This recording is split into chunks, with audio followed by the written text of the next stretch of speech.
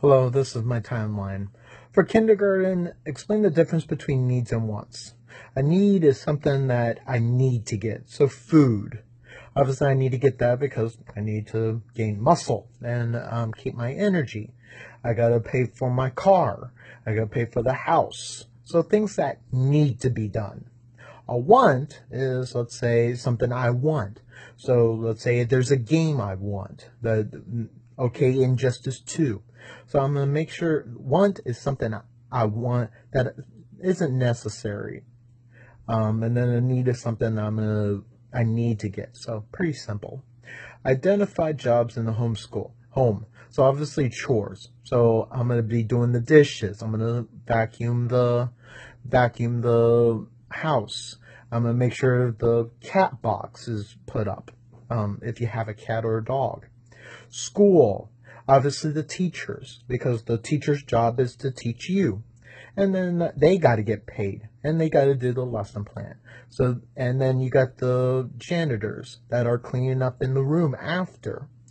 And also, as a student, it's your job to learn, to get good grades, and also to clean up after yourselves after you're done. So, making sure your books are put up, getting the paper off the ground and stuff. And then, community stuff like the police. The police got to make sure that the people are following the laws, not going over the speed limit, and doing other crazy stuff. And then there's the mayor, the everybody that takes care of the roads, making sure the roads are nice and good, no potholes.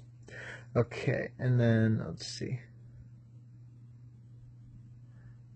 Okay, identify basing of food. So food, so like let's say I ate pizza. Obviously that's a food. I had hamburgers earlier this week.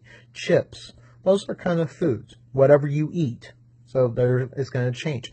Clothing. Yesterday there was a sale at Kohl's and they had Kohl's had pants on sale. Normally it would be around $54, which I never pay that much for. They were $30, which I love these pair of pants because they're really good and they last fairly long. So it depends on the quality. So we got to make sure that they're taken care of. And if they're good pants, then you're willing to pay a little bit more. Okay, describe ways that family meet basic human needs. Basically, they go to work and that they earn money and then they get whatever they need. So, okay, let's say I'm working. Okay, I work Monday. I would normally work Monday through Friday whenever I get out of school, and then I get food. So like hamburger, I have meatloaf, mashed potatoes, turkey. Obviously, since Thanksgiving is coming up, and then so working, and then they get the stuff that they need. Okay, identify ways people exchange goods and services. Well, sort of like before. I work and then I get food.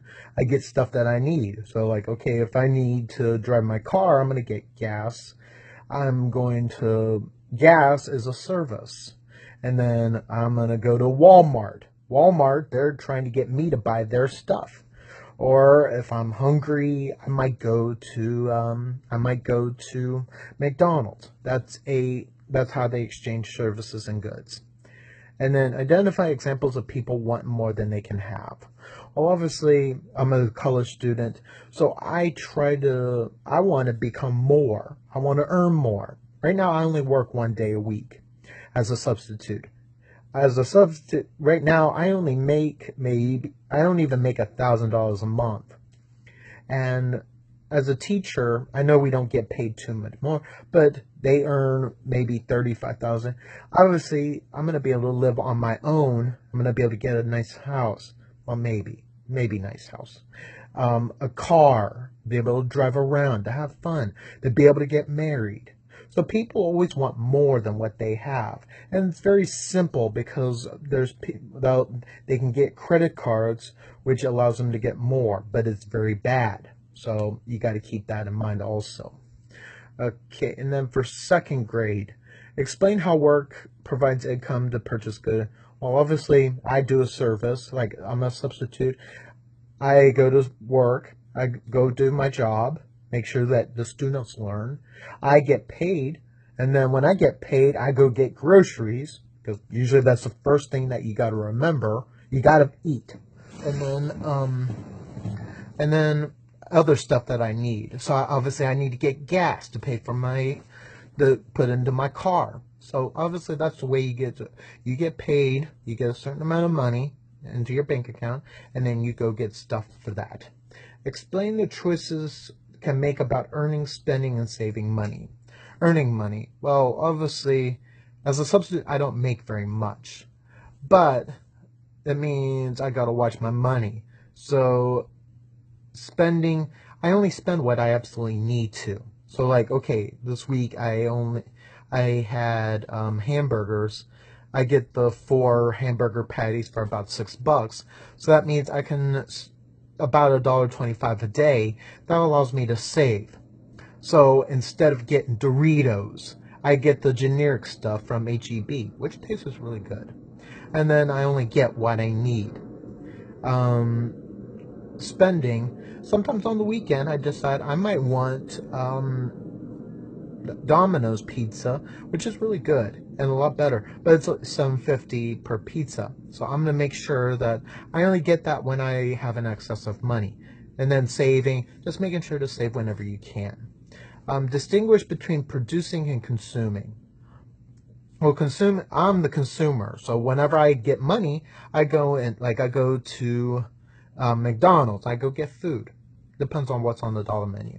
And then the producer is McDonald's, because they go and send the burgers or the hamburger patties, the workers, the everything. The company, they do their thing, the French fries, and they go and do their thing, and then they send it down to there, or the places nearby. So like Walmart, um, anything that provides a service is a producer. Okay, for third grade, identify ways of earning, spending, saving, and donating money. Well, we kind of talked about this earlier. Earning, a job. Spending, whatever you need to get, like food or something that you want or need. Saving, obviously, I'm gonna try to save some money in case something happens.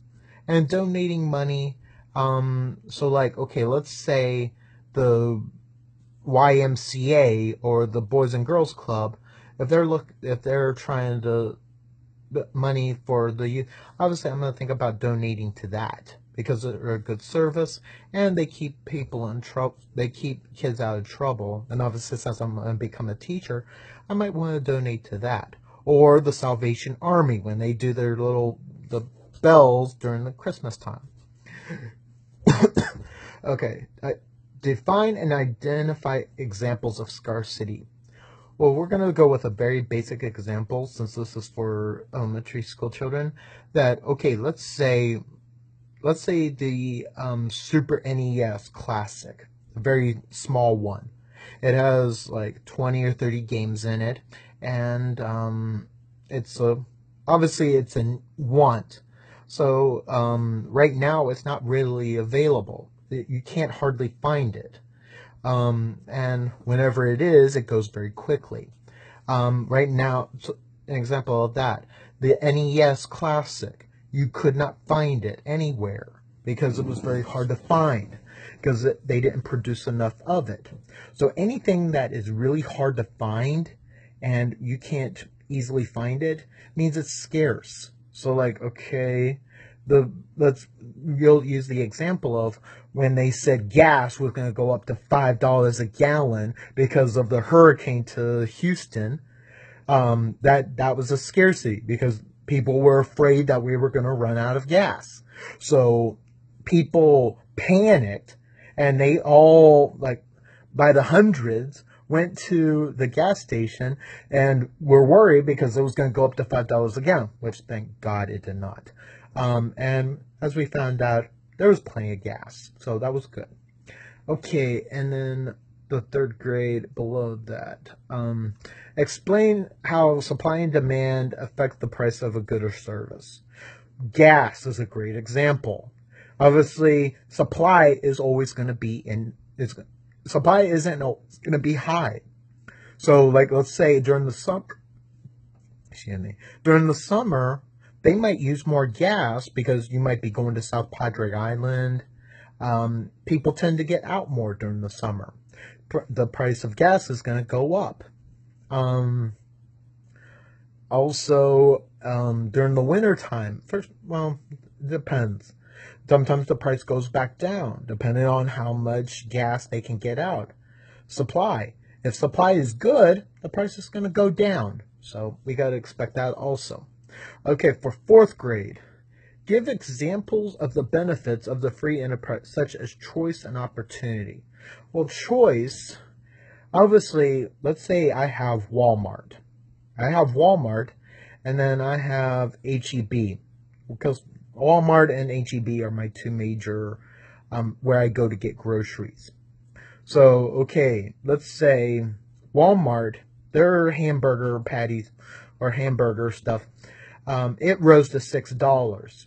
So I was like, okay, that's getting a little bit higher. That's $1.50 per patty. So I looked at HEB. They had the same patties, except a little bit better for like $1, maybe for like $5, maybe $4.50. I forget. Obviously, I'm gonna go with the place that has better choice because I can get pop. Let's say I get pop from HEB. I can get generic for $2.22, depending on if it's on sale, or even normal. I'm going to get pop from there. So it depends a lot on the price and what's available. If the price goes up at somewhere else, then I can always go somewhere else. And then opportunity. So let's say the opportunity, Walmart is getting really good sales. They're getting more people coming in because they have the opportunity to expand out. So as you notice, HEB, there's about maybe three in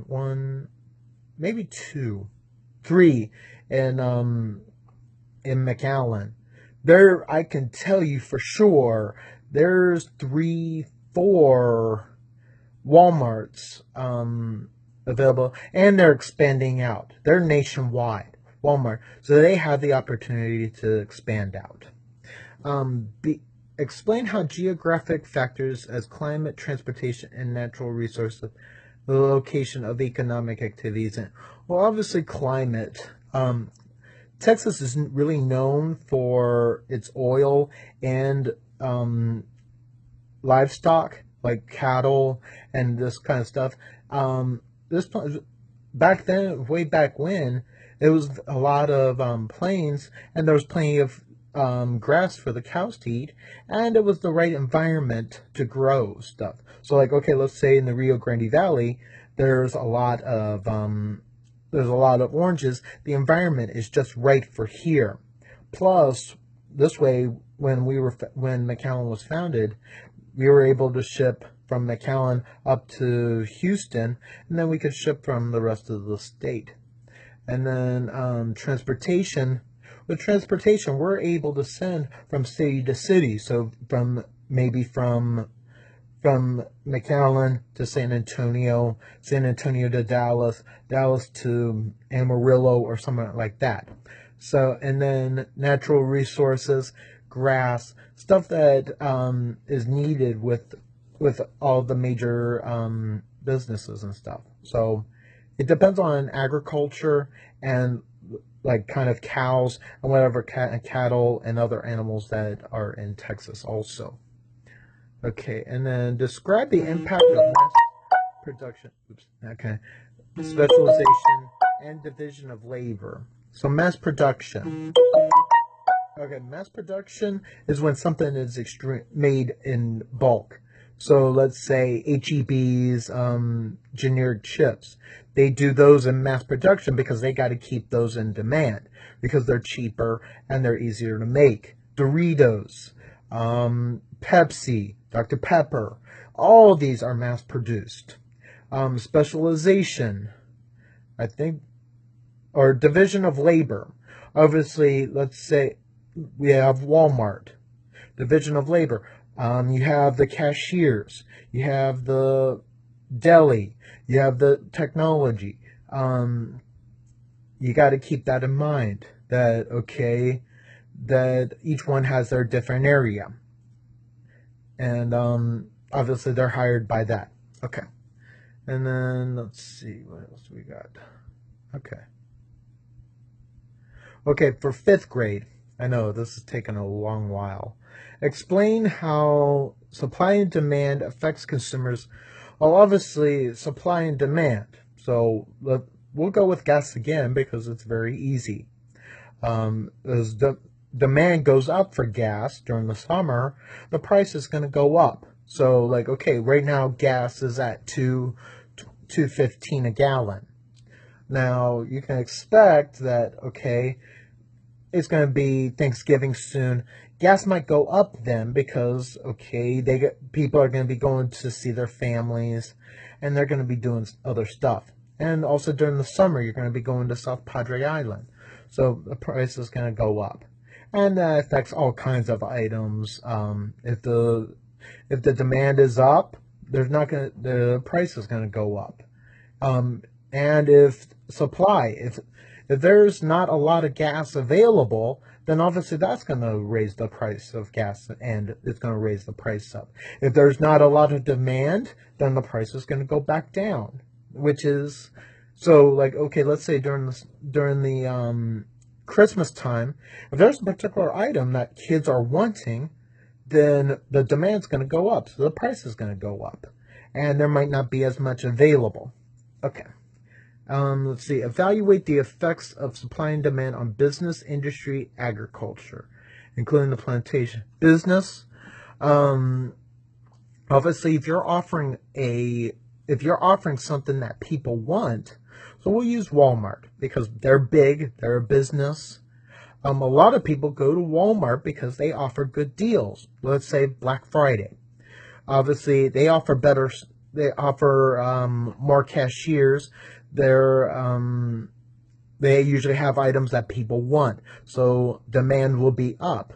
If you're something like maybe Target, which is not as big, they're not as in demand, so they're not going to have as many people. And industry, obviously we could say the orange industry.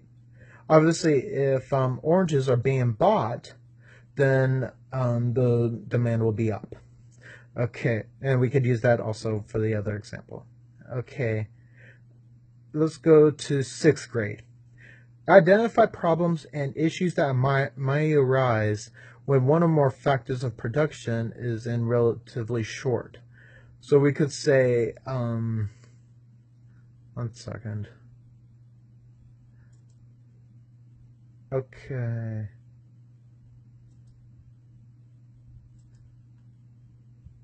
Okay.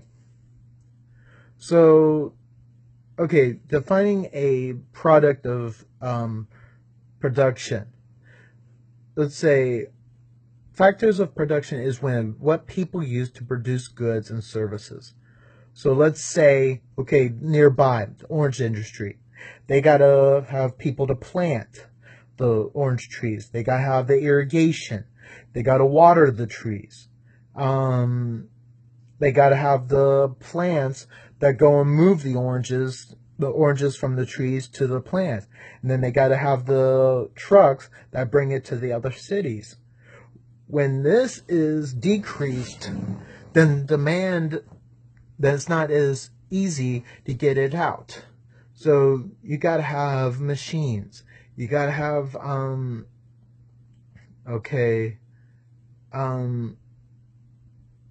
you gotta have the money to be able to do that. So okay, we'll use Walmart. They gotta have the trucks to bring in the items, the products into the store. You gotta be able to bring it into the grocery store. So all of these things, if they're not readily available, then business goes down, and that means not as many people are buying, and it affects the business also. And that goes for almost anything else also. Okay, let's go to the second one. Okay. Understand the importance of morality and ethics in maintaining a functional free enterprise system. Obviously, this is normal for every day today because we hear about CEOs keeping their money and not treating their workers fairly. So let's say, okay, McDonald's, they're keeping their workers at near minimum wage, and now the workers are asking for $15, which is probably a ploy, but they're asking for a livable wage. If the CEO is pocketing money and they're making a whole lot of money, then that's not good business. Also, if you hear about these people, these CEOs that are moving entire companies to overseas where they can pay a lot less money, that's not ethical. Because if you're not paying a living wage or you're not paying them equally, then that's not fair to the workers, and it's going to mess up your business and the people that work under them. So you gotta have morals and ethics. That way you have a good business going on. And then define and give examples of agriculture, wholesale, retail, manufacturing, goods, and service industries. Well, agriculture, obviously, cows, cattle, either for milk or for become beef, or the various stuff, or oranges, because oranges is a major industry here. And then that's one example. Wholesale, retail, obviously Walmart, HEB. Obviously, those are the two major ones. Target, Kmart, all of those are retail. Wherever you go to get stuff from, either supermarket or something else. And then manufactured goods.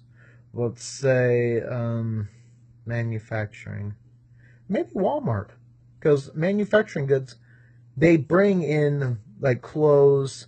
Manufacturing, maybe like Nike store, or any of the stores in the mall. Like, okay, let's say Sears, J.C. Penney's. All those are manufacturing because it's wherever you go to get your clothes and stuff. Kohl's, obviously that is one. So that's my timeline. And then I'll add more later.